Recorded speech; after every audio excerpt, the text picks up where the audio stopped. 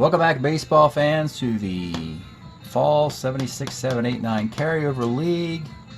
Bad news of fans of the Ohio players.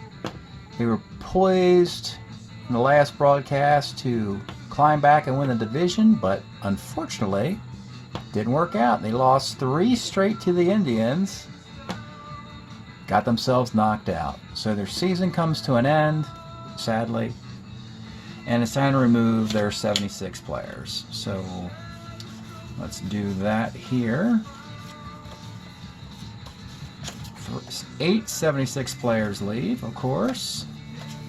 And those 8 guys, we have to decide if we're going to keep 4, put 2 guys on waivers, and retire a couple guys. And when it comes to the hitter and distribution, wow, it's another one of these. We've seen this a couple times with expansion teams. We're going to keep 10 hitters and only 2 pitchers, so the offense is virtually untouched. And that means at catcher, they have Gary Alexander, Driesen at first, Alomar at second, Cabell at third, DeJesus at short, along with Rodney Scott, Paul Dade and Jerry White and George Hendrick in the outfield, along with Dave Cash, who can also play in the infield and the outfield. So basic infield and DH, I should say. So basically, you got a DH, catcher, first, second, third, short, another middle infielder, and 3 outfielders. You're ready to get going next season already. But for pitching, this is going to be a sea change because you've got 2 relievers, and that's it. So they lost their entire starting rotation. Let's go see who that is exactly.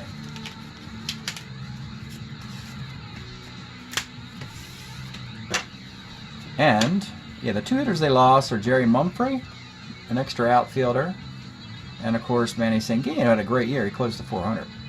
But for the pitching staff, starting with at the very top,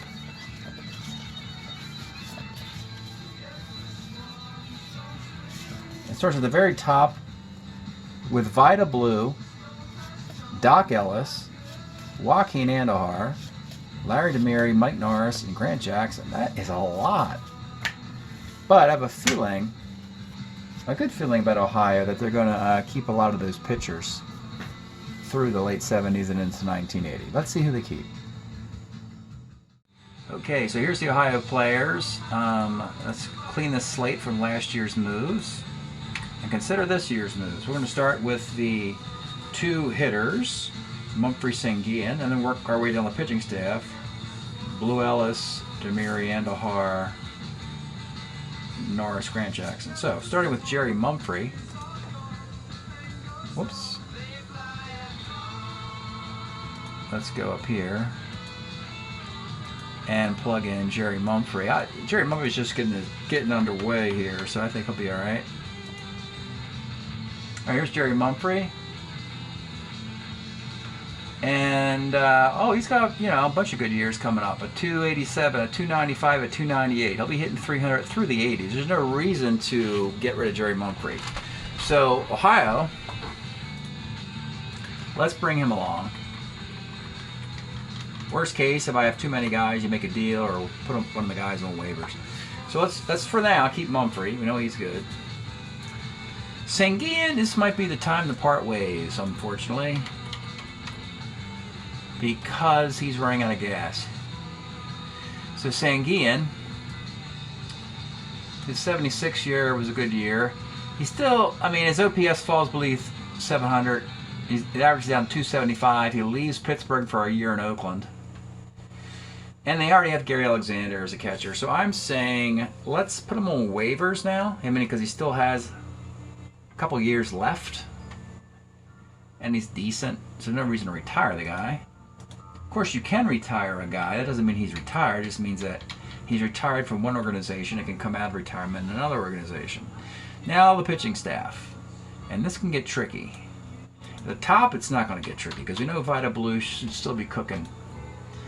He's still cooking here. I know this is the leaving Oakland, going to the Giants era. But in 78 and in 80, 2 years of ERAs below 3. That's worth hanging on to.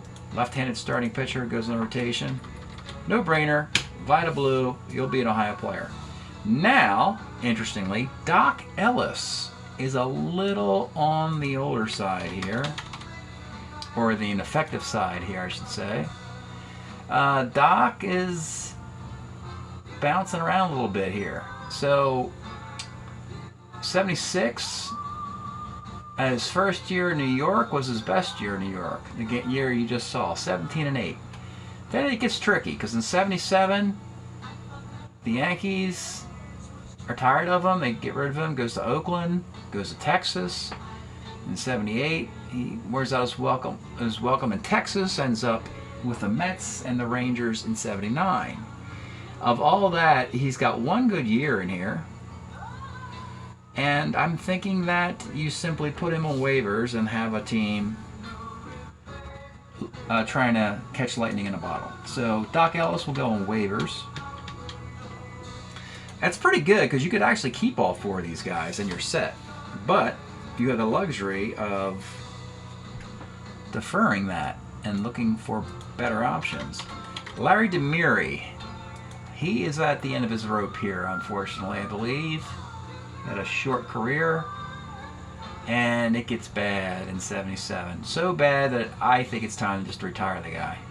Short career at the age of 24, Larry Demiri. And that happens, you know, arm injuries, something. I don't know exactly what happened to him, but it just didn't work out.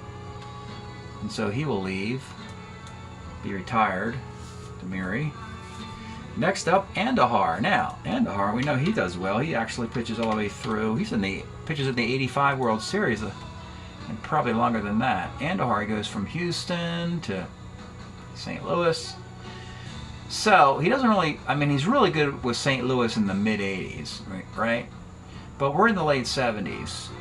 So with Houston, the entire time, he's an All-Star twice. But that could be because Houston doesn't have a lot of good players and he goes to the All-Star game. His ERA is okay. He's okay, he's not great. He's okay. He's okay but not great. So let's play it safe as a keeper since you've already filled up your waiver wire. We're going to put him at keeper for the moment. But we can defer that if we find something better. Mike Norris. I got great news here. He's a keeper. I'll show you why. Without even paying too much. This is going to be the biggest news for the Ohio team in the next 4 years. And I'm kind of happy to do this and talk about this for a little bit. So Mike Norris pitched in 1980 for those Oakland A's of Billy Martin, where they had 5 guys pitch over 200 innings. So we're just going to go look through this. 77, 78, 79, nothing special. And then 1980, Mike Norris was absolutely brilliant. And he was outstanding against left-handed hitters. He was a starter 9. And the beauty of the 4-year carryover league is that instead of just seeing one mercurial year out of a 25-year-old, superstar, you get 4 years of this card if you sign him now. And that is rock solid right there. That is exactly how this team can turn it all around. Mike Norris goes from being a middle reliever to the ace of the Ohio players and probably the first round pick.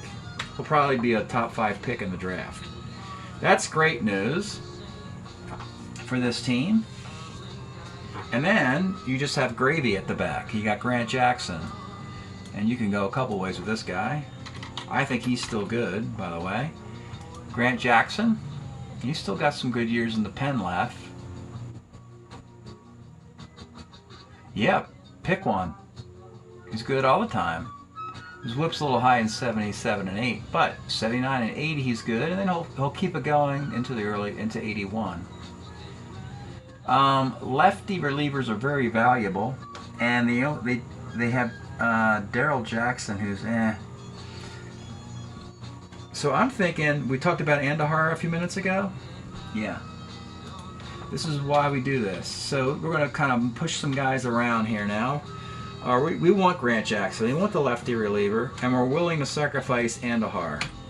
We know Andara has 4 years in baseball. There's no reason to retire the guy. Let's just put him on waivers. Ellis, Sanguin. And so what we do here, we know Sanguin only had 1 year left. Ellis had 3 years left. So we're actually gonna retire Sanguin now.